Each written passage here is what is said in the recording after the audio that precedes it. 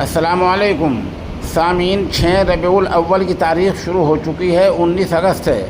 خبر کا عنوان ہے تذکرہ اکابر گنگو۔ یہ کتاب کا نام ہے۔ دراصل آپ جانتے ہیں گنگو ایک ایسا علمی خطہ ہے جو امام ربانی مولانا رشید احمد گنگوہی رحمۃ اللہ علیہ اور وہاں کے دوسرے اکابر اور بزرگوں کی وجہ سے، اور خاص طور پر موجودہ زمانے میں جامعہ اشرف العلوم رشیدی کی وجہ سے نہ صرف ملک کی سطح پر بلکہ عالمی سطح پر جانا جاتا ہے۔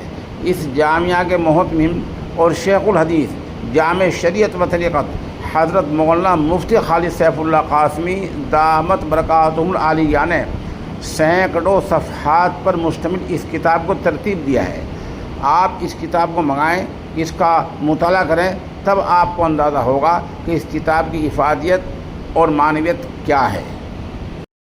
السلام علیکم سامعین، اس وقت یہ نامہ نگار مغربی اتر پردیش کے ضلع سہارنپور کے قصبہ گنگو کے تاریخی ادارہ جامعہ اشرف العلوم رشیدی گنگو میں ہیں، اور اس وقت میں اس کمرے میں ہوں جہاں مشہور کتاب رکھی ہوئی ہے تذکرہ اکابر گنگو۔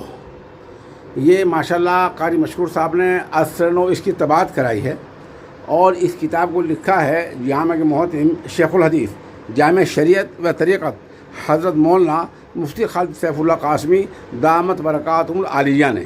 اس کتاب کا تعلق پڑھنے سے ہے، مطالعے سے ہے، اور اس میں اکابر گنگو کا مطلب یہ ہے کہ تقریباً جو مشہور بزرگ ہیں گنگو کے، ان سب کا احاطہ کیا گیا ہے۔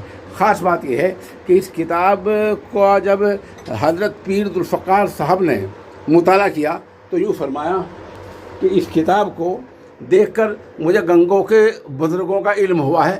پیر ذوالفقار نے اس طرح کا تبصرہ فرمایا، اور بھی بہت سارے اہل علم ہیں جن کو ہم بعد میں بتائیں گے انشاءاللہ۔